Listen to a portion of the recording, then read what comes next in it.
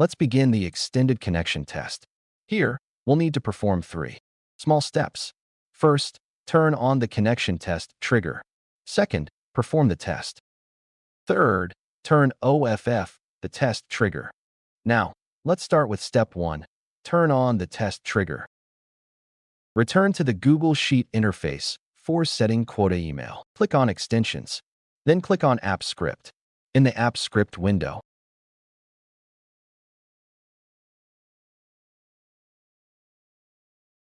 click on Triggers. The Manage Triggers window opens. Here, click on Add Trigger to add a new trigger. In the Trigger Setup window, in the Trigger Function Selection section, choose With Function to Run.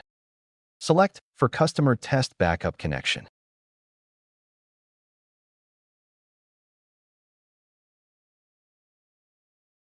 In the Choose With Deployment Should Run section, select Head.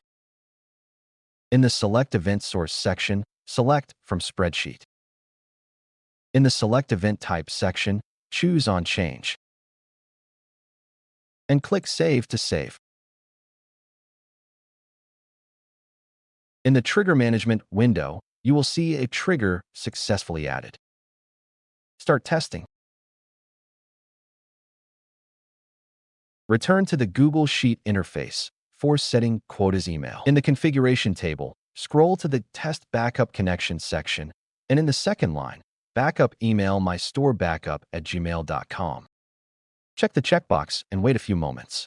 The system will automatically send a success notification from the secondary email to the primary email for testing.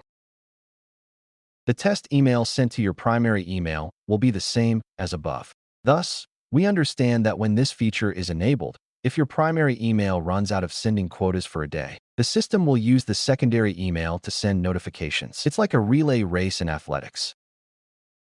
The system will also record the results in the test results column next to it. If it shows OK, then you have set it up correctly. You can also add a second backup email by doing the same as before.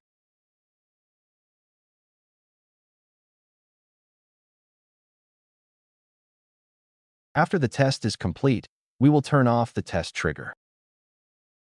Return to the Trigger Management window. Here, we will delete the For Customer Test Backup Connection trigger. Click on the 3 dots and select Delete. Then, select Delete Forever.